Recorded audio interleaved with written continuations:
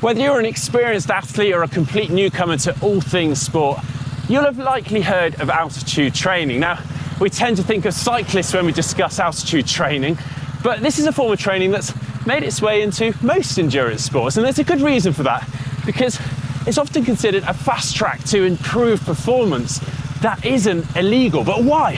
What is so special about altitude training? Well, today we're going to hopefully answer those questions for you whilst showing you, quite literally.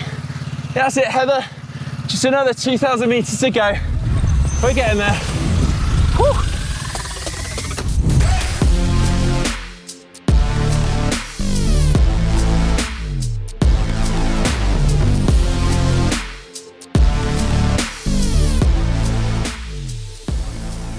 Whilst we've heard a lot about altitude training in the press in recent years, altitude training is actually nothing new. In fact, coaches and athletes have been using it for more than 40 years with great success.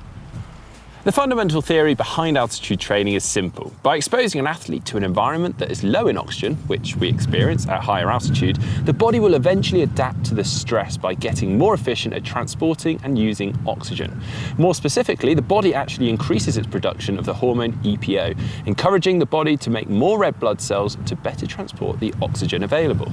So when an athlete then returns to sea level with these increased level of red blood cells, coupled with higher atmospheric pressure, the athlete's body is better able to transport the oxygen available and the athlete's aerobic capacity is increased. Now, to experience these effects, it's thought that athletes need to be exposed to altitudes in the region of 1,500 meters to 3,000 meters above sea level, which leads us to here. We're in Tenerife, home to Mount Teide, an epic volcano at 3,715 meters above sea level. In fact, it is the highest point in Spain and the third highest mountain in the world, if you count it from its base.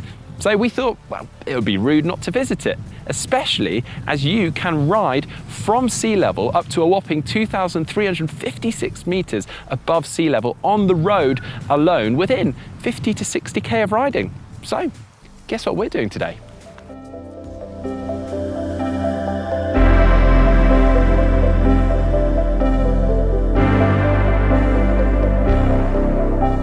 So a couple of hours ago, we set out from the coast, and as much as it feels like we've been climbing for a very long time, I'm well aware we've still got a very long way yet to go. Now, we're obviously not out here in Tenerife altitude training ourselves, but we are going to be experiencing altitude. So we thought that whilst we're teaching you about altitude training, it'd be interesting to see the effects on us, which I imagine are going to become quite visible.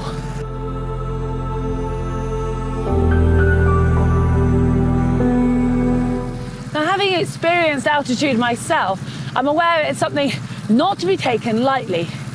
Now, with less oxygen available, you can find altitude sickness is something to be aware of, because you're putting your body under a lot of stress with the exercise load combined with the altitude. And as a result, it can take athletes quite a few attempts of coming up to altitude to train in order to find how best to incorporate it into their training to get the most benefit for them. Yep, altitude training is complicated. As with any form of training, what works for one athlete may not necessarily work for another. Whilst many athletes have performed incredibly well off altitude training, I've known equally as many to almost have had the worst races of their lives off a bout of altitude training. A lot of it comes down to the timing and the method in which they use altitude. Now, the difficulty lies in the simple fact that each individual tolerates hypoxic stress, or lower levels of oxygen, differently. So say, for instance, one athlete tolerates lower levels of oxygen better than another. It actually means that they need to go to a higher altitude to experience the same results as the other athlete. Well, clearly, there are a lot of factors to consider when training at altitude, such as how long do you go there for, how high up do you go, do you train and sleep at altitude? And then also, how soon after coming back down from altitude do you race? And that's one of the trickier ones to dial in. And it obviously takes your body a while to adapt to being at high altitude, and some of those positive changes don't actually come into effect straight away. In fact, some scientific studies show that it's normally around 7 to 10 days before you start to see the benefit of getting more red blood cells. And as a result of that, you'll often see athletes going to altitude training camp for 3 to 4 weeks. And obviously there's lots of locations around the world that have training centres that are high enough to get the benefits, but some of the more popular ones are Iten, Flagstaff, Arizona. Then in Europe you've got Font Romeu, San Moritz, and very popular thanks to Norwegians, you've also got Sierra Nevada.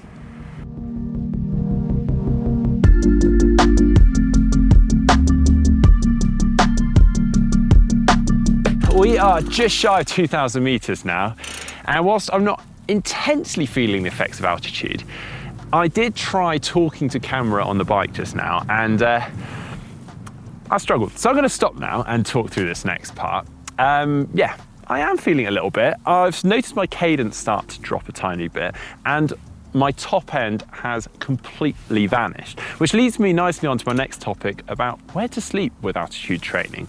Now, well, early research into altitude training suggested that for the biggest benefits, you need to live and train at altitude. That was until many athletes started returning from these altitude camps, having done just that, in a slightly detrained state. And that is because their training and their recovery had been compromised due to the lack of oxygen over a sustained period of time.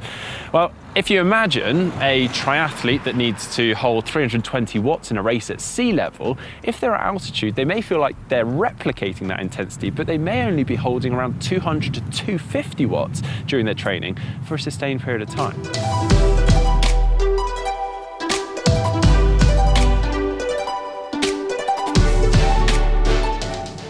And then you've got live high, train low, which gives you all the benefits of altitude without compromising your training. So with this theory, you do all of your training at sea level at usual intensity, but all of your rest is spent at altitude.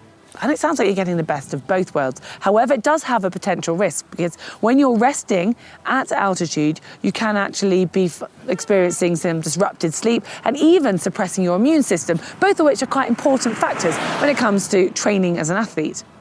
So finally, you've got the opposite option of living low and training high. And in this scenario, the athlete is going to be just living their normal life at sea level and doing 1 to 3 sessions per week at altitude. And this is usually going to be in a simulated scenario, so either in an altitude tent or chamber. And the benefits of this, you can carry on your home life as normal and still get the training intensities that you get at sea level, with just a few of those sessions actually experiencing that exposure of altitude and getting the benefits that way.